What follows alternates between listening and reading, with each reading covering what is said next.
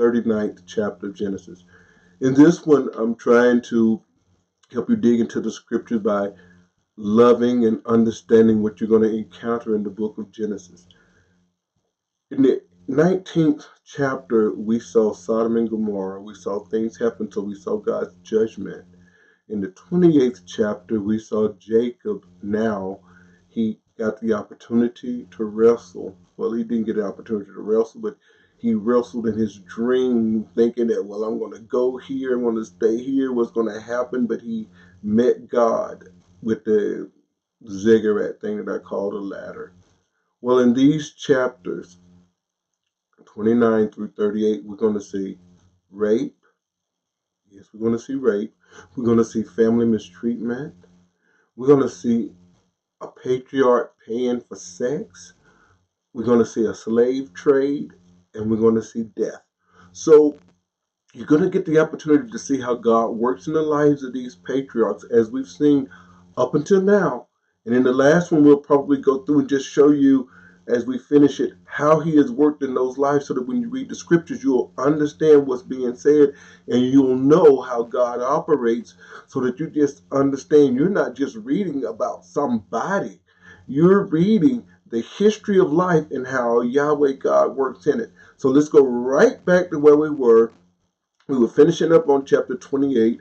Jacob had already seen the dream. In the dream, he had already laid on the ground and saw angels ascending and descending, and at the top, he saw Yahweh. Now, some translation will say that maybe he was standing beside him. Irrespective, he got up the next day and said, this is Bet El. It's the house of God. Now, he goes on down to Padanaram like he was supposed to, because Esau was wanting to kill him. His mother and father did not want him to marry any of the Edomites. Not the Edomites, they're not Edomites yet. Didn't want them to marry any of the Canaanites, but Esau married those women, and they became what we call Edomite, because Esau has another name. It's called Edom. So when we move forward, we see that he gets down there and he asks somebody, do you know anything about Laban? This is the exact same place where Abraham had sent his servant. And when he sent his servant there, his servant got there and he prayed. And Yahweh answered him and sent Rebekah. And Rebekah, if you all remember, he had asked for somebody that would serve, that would give him water and give water to the camels.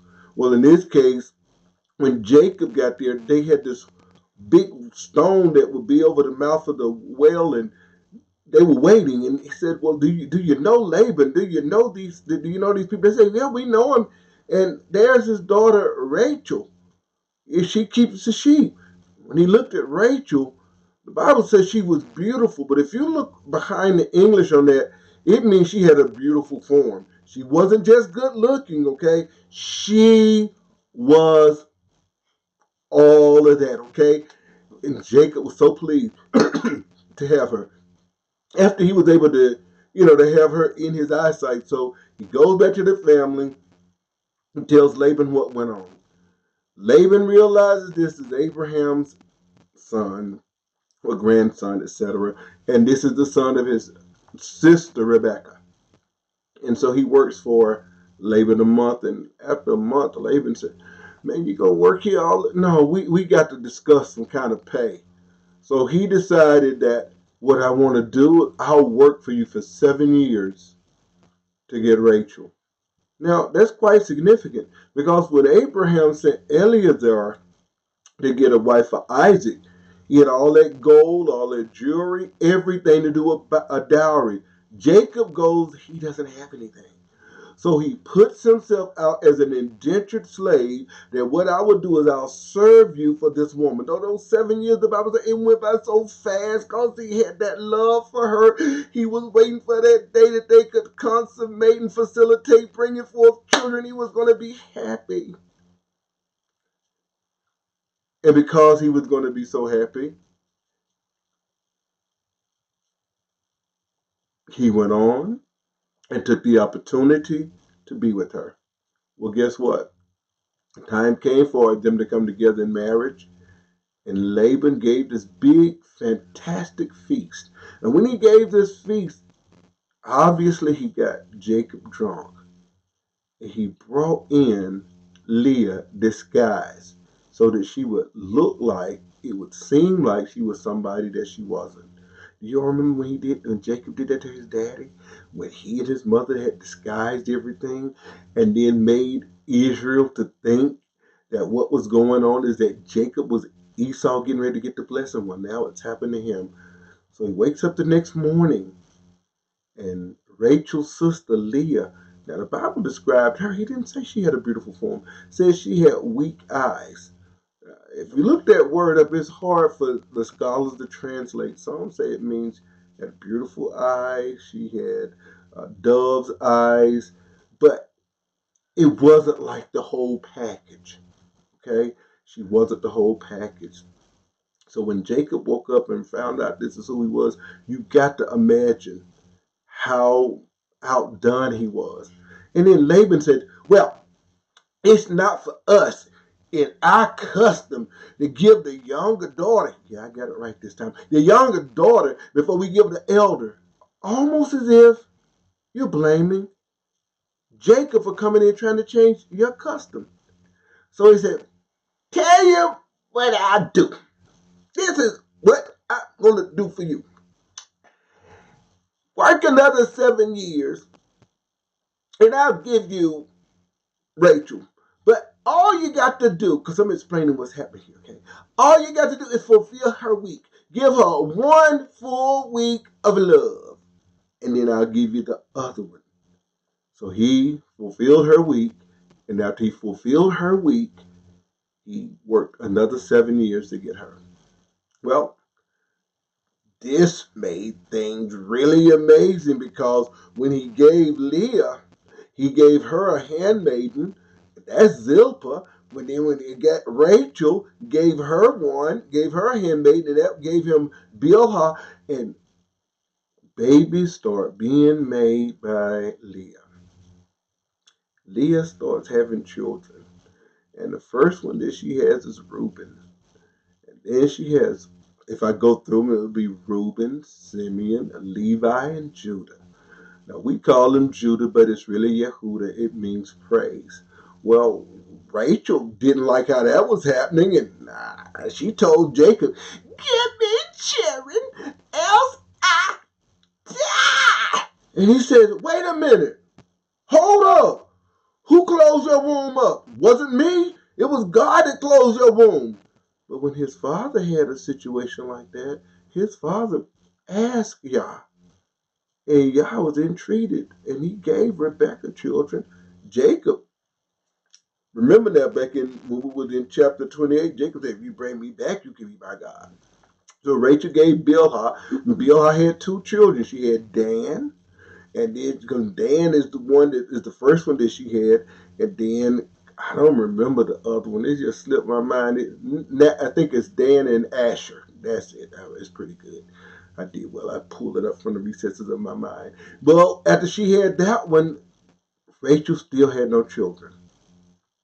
And since Rachel didn't have any more children, but she was getting children through the surrogate, Leah gave her handmaiden, gave Zilpah, and guess what? Zilpah had 2 children, and she had, let's see which one of those is, Naphtali is one of them, and help me, it's going through my mind. Let's see. Look, I can't stand when I do this. Yeah, Gad and Asher. She had Dan and Naphtali. That's the 2 that she had. It came back to me. But see, she had 2 more children. That was getting me confused. Leah did eventually after that. And she had Issachar and Zebulun. Rachel eventually has children, and she has one named Benjamin. And then Benjamin is the last one. And she had Joseph, Yusuf, and Benjamin. And Leah has 1 daughter. That will give you 12 children. The reason that it's easy to get them confused is because you have 4 women in at different times. So Leah has her 4, then Rachel's handmaid, then Zilpah, Leah's handmaid, and then Leah gets to have 2 more. Then she has a daughter named Dinah. Dinah is stuck in there for a reason. We'll talk about Dinah in a minute. But then it got to the place where Jacob was looking and saying, look, my family's big. Laban's children looking and they seen you done stole everything from us, and he hadn't really stolen anything from them, and they wasn't looking at him. like they once did. Well, the sad situation is that Laban wants to keep him. So what he decided to do is, I want to work for you a little while longer so I can provide for my family. So he decided to work 6 more years. He worked 6 more years and they made a deal. Instead of the sheep being all white, some of them are white and some of them have a little brown in it, but most of them will be white. So Jacob determined, what I'll do is for all the ring straight and all the brown, those will be my sheep. And he separated them, I think, a 3 days journey away so that, they wouldn't be confused. He said, but the thing is, if you ever want to check, you can look and see what the color of the sheep is, and you will know that I haven't taken any doggone thing from you. Beautiful. Okay? But see, the thing is that I forgot to tell you, and I'm glad that I'm bringing it to you like this now, is that when Jacob told Yah that if you will bring me back to this land, you'll be my God. Well, Yah told him prior to that, I'm going to be with you. I'm going to be with you when you go, and I'll be there for you. Well, as Jacob was doing his work, he would notice that with different times there would be different sheep come to the trough. He would take some wood and peel it back and set it in the trough, and they would look at it, and then they would all bear the way that he wanted them to bear, whether it was ring straight, whether it was brown, or whether it was speckled.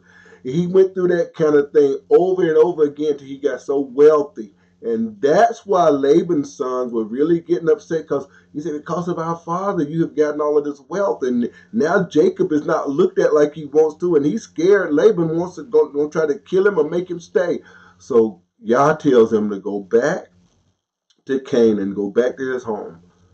Well, Jacob steals or leaves out without telling Laban, and he's gone for about 7 days. But Laban finds out and get him a posse, it seemed like, and comes after him. But after he's coming after him, he finally catches up with him. Like, what's up with this? What have you done? You stole my children. You stole my cattle. You stole all of this, my daughters, and you just ran off. And he said to him, but your God told me yesterday, that's the way King James said, don't say nothing to you either good or bad. And then Jacob got bolder. He says, and reason I did that is because I worked for you all those years. You changed my wages 10 times. Everything you did has been deceitful to me. And if it had not been for my God last night, you would have come and you would have tried to take all this stuff from me. But he rebuked you for what he did. And these are my children. And so what you find out is they go back and forth. And he said, well, you got my gods. He said, no, I don't. Rachel had stolen his household gods, and he had checked everywhere inside of Jacob's tent and couldn't find it. And when he got to Rachel, Rachel said, excuse me, please. I can't get up. I'm after the manner of women. I'm on my cycle. Well, the gods, idol gods, were under her. So what do we get from this? Those two men decide what we're going to do. We got problems. And they make a pact between each other at this place, and they call it Mizpah. You'll see these little trinkets sometimes people put on, which says, may the Lord watch between me and thee while we're absent one from another. And people use it as a doxology. That wasn't a doxology. That was actually a curse. Jacob was talking about the God of Abraham, Isaac, and Jacob. Well, not his yet, Abraham, Isaac, and he is, although he hasn't gone straight into covenant with him, watch, and their gods. If you look at the verb, may he watch, and so what happened is they made a pact that they wouldn't go across each other. Well, Laban goes back, everything is good, but now he still got to meet Esau. Now he hears that Esau was coming with 400 men. Now we know when we go into the time of David, David had 400 men that he would go and fight with. So 400 men is a militia. It's enough to be a militia, and he's scared, and he doesn't know what he's got to do. And then the angels of the Lord meet him, not just angels of the Lord meet him. And we don't know exactly what happened, but we do know that as he goes further on, a man meets him. And he begins to wrestle with this man. And he wrestles in the nighttime to almost daybreak. And the man holds Jacob, and he asks Jacob, what's your name? He said, Jacob.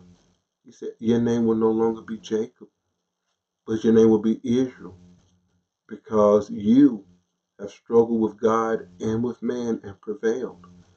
And Jacob said, what's your name?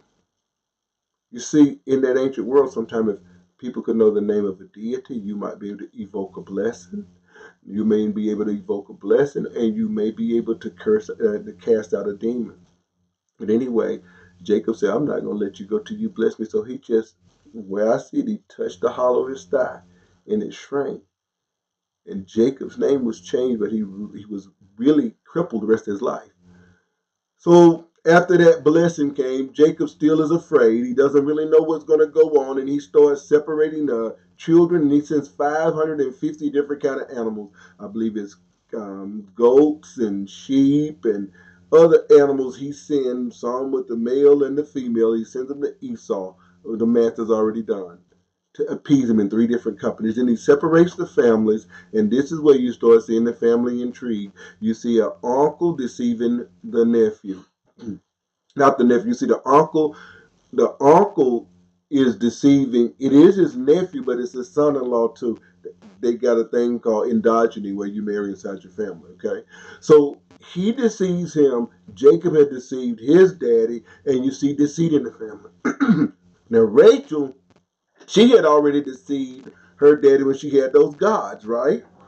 So now Jacob is showing family preference because he takes the children of the handmaidens and send them up first, then the next one up first, and then he sends Leah's children, and then after he does Leah's children, he finally sends Rachel's children. So now each one knows, thank you, precious. Let me drink a sip of this. That was good. After he has separated the children like that, you think that they didn't know who's favored? So then, as he sends these people, notice I say he sends them. He sends them differently, but at least he has the mindset and the will for himself to go first. What do you mean he sends them? He has them, you go this order, this order, this order, this order. But he goes because he doesn't know what Esau is going to do. I stole your blessing. I stole it. And he goes limping to Esau. And when Esau sees him, what's with all this stuff you giving me? And he said, it's a gift. And he already knew what he had done to him. But instead of Esau wanting to kill him, they hugged. They kissed. They had reconciliation. Then the children start coming by. The handmaid's children, Leah's children, and Joseph. And Benjamin at this particular time has not been born. So as we see this, Esau goes back to Mount Seir. That's where you're going to learn a lot. Now, Esau is in Mount Seir. You're going to learn this when you deal with Esau throughout the Bible. I haven't even gotten to it yet, but in the 36th chapter, they're going to give the genealogy of Esau, and there's a name that's going to stick out, and that name is Amalek. And the Amalekites are going to be a problem, as well as the Edomites, for the descendants of Jacob and the descendants of Israel. If you don't know these things and you start reading about Edomites, start reading about Israelites, you've already been lost. This is what this is going to help us to be able to do.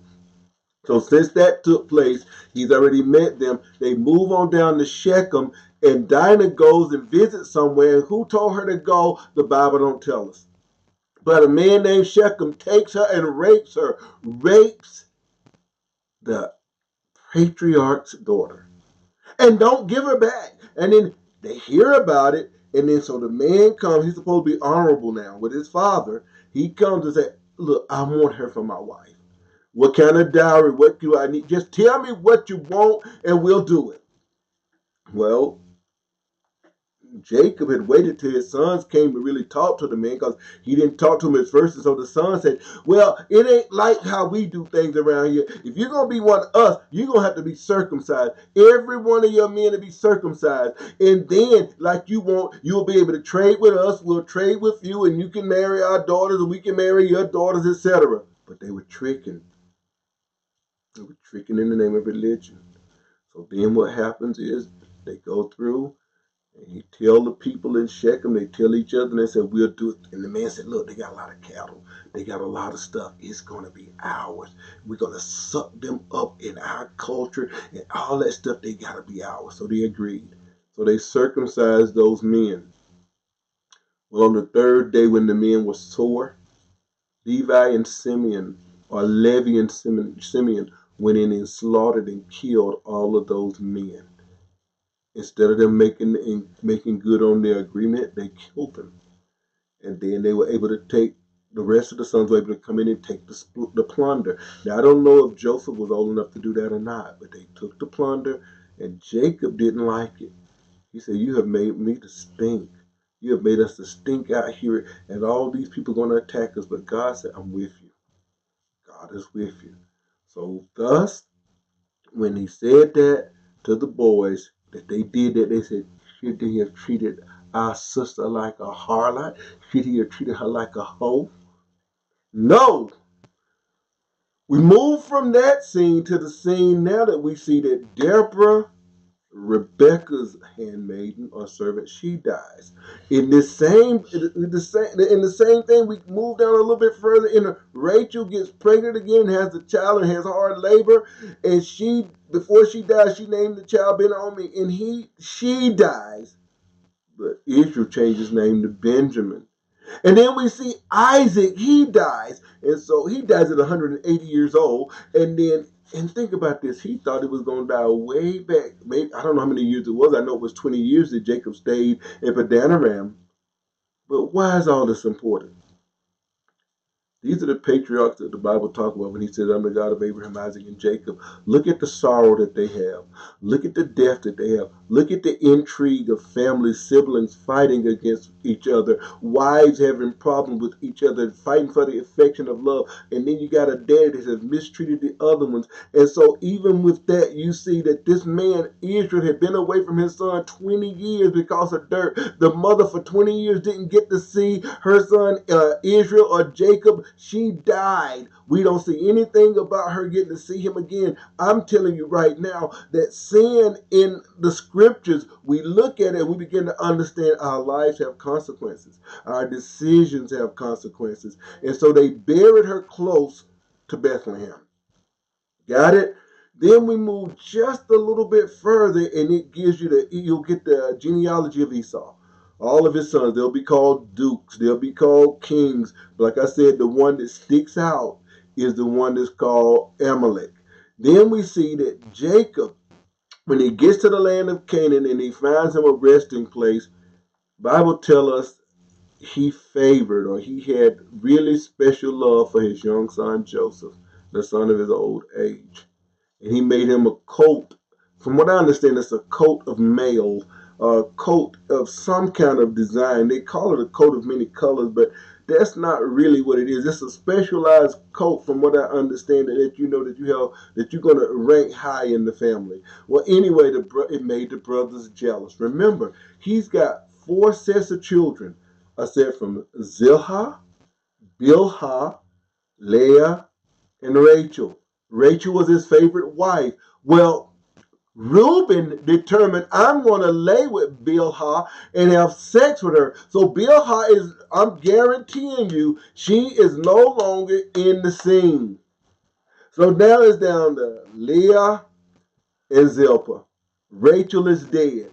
Reuben has gone in and dishonored and defiled his father. Isn't that intrigue?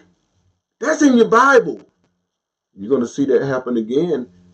When you get to Samuel, when you get to 2 Samuel, you see Absalom do something similar to that make people know that there's no way possible he's not going to try to overthrow King David. This Bible, if you don't understand the Bible, is because most of the time we're not reading it. So they go ahead and Esau and Jacob come together, or Israel, and they buried the father, and they got a place for him to be buried, and then we see something else happen. Judah has sons. This is the fourth son of Leah.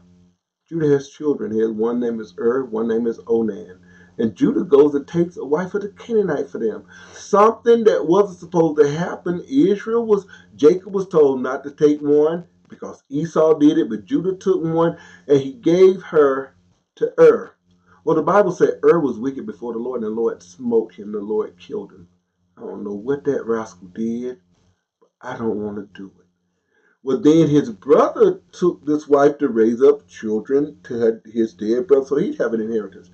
And this man decided, well, while I'm having sex with her, what I'm going to do is I'm going to pull it out and let my seed get on the ground. I'm going to use the withdrawal method. And God killed him. But there was one younger son named Shelah. And so Tamar, like, I get to get Shelah because what you don't understand is Tamar loves the promise. But Judah says she's too young, so go back to your daddy and stay with your daddy until he get old enough, then I'll give it to him. Well, she begins to realize that guess what? He hasn't given me Shelah, and I want to be a part of this family. There's something about this family. It's something about the promise of that God that I know about, and I want to be a part of their family. So guess what she does? She goes out there when Judah is out there shearing his sheep because he got cattle. They finish shearing sheep, and what men would do, because he had a friend, and they found out there'd be whores out there, okay? And so this woman covered her face and pretended to be a whore, and then the Bible's going to show you this man is going to go by sex. He's going to be a John. And the thing about him being a John like this, he got her head covered. You know how sometimes men talking about somebody put a bag over somebody's head? She got her face covered, and he don't seem to care nothing about seeing her face. Nothing. And he has no cash on him. No gold, no silver, no jewels. But he's got his staff, he's got his ring, and he got his signet ring. And what he said, I tell you what, she said, well, what you got? Well, I got this. Well, she took his staff, his signet ring, and something else, and she decided, I'll take that, and then you can send me the sheep. So, sex for a whole sheep. That's what we're going to do. So after he got back to where he was going, after he had relieved himself of his anxieties and of his sexual tensions, he sent the sheep. At least he was honorable about his word. But he couldn't find the woman. And they asked around and said, where's the harlot? I come to pay. There's no harlot out here. Well, you come to find out later, somebody comes to tell him, your daughter-in-law Tamar, she's pregnant. She got a big belly. Judah said, bring her. We're going to burn her. He was so excited. He was happy in his spirit. Why was he happy? It seems as if he felt like she's part of the blame for his son's dying. Well, she said, before you do this, I just want you to know by this man, and he brought the signet, had his staff, whoever owns this is who the baby daddy is. And Judah says, she's more righteous than I am. Because I didn't give her Shelah. She had a set of twins, Pharez and Zerah. And so you see Pharez and Zerah, you end up, those are going to be the two people that's going to lead us into the genealogy of the Christ. Well, you move on in the story, you find out that the children of Israel, those sons, they hated Joseph. They hated Joseph so much. And they had already sold Joseph. Joseph was already in Egypt, but God allows Joseph while he's there to be sold by his brothers that really wanted to kill him at first when they threw him in the pit. But then his crying and all of that, and then one brother, Judah, he said, why should we just kill him and get nothing? We can sell him. They sold him to their cousins. When I say cousins, I'm talking about because Abraham had other children, and you could say that they're their brothers, but irrespective, going down the line, you would call them their kinsmen, the Ishmaelites. And the Ishmaelites sold Joseph to the Egyptians. Well, he went and worked for Potiphar. Worked for Potiphar a long time. And as he worked for Potiphar down there, he ends up, this woman wants to have sex with him, and she tries to seduce him like a cougar. And when she wants to seduce him, he said, how can I do this great sin before God? But everything that he does and everything that happened to him, the Bible keeps saying the Lord was with him, the Lord was with him. And instead of Potiphar having him locked up for trying to rape his wife, not killed, he let him be locked up. And then he went to the prison, and he excelled in the prison that the guards didn't have to do their job because Joseph could do the job because God was with him. Two people were there that had dreams. Joseph told them what the dreams were. And when he told them what the dreams were, it came to pass. A little while later, after that, Pharaoh has a dream. And in that dream that Pharaoh has, Pharaoh sees some things and he needs somebody to tell him what's going on. Joseph is the only one that's able to do that in that country. How did Joseph get that ability? Joseph got that ability from God. Joseph himself, whenever his father had made everybody jealous of him, he had another dream. And his dream was he saw the sun, the moon, and the 11 stars bow down to him. He saw them gathering up sheaves, the brothers and all their sheaves bowed down to him. Joseph saw all of that. The brothers hated him. The brothers sold him. The brothers, they really wanted him to be killed. He was in prison, and all of these bad things happened to an innocent person. But you'll get to see how God works when we go through the last chapters of Genesis going through. Hopefully, I've given you enough to make you want to dig in a little bit in these scriptures and see what God is showing you in the lives of the patriarchs. With that, we're going to close for now. I'm going to say grace and peace to you all. Grace and peace to you all. And shalom.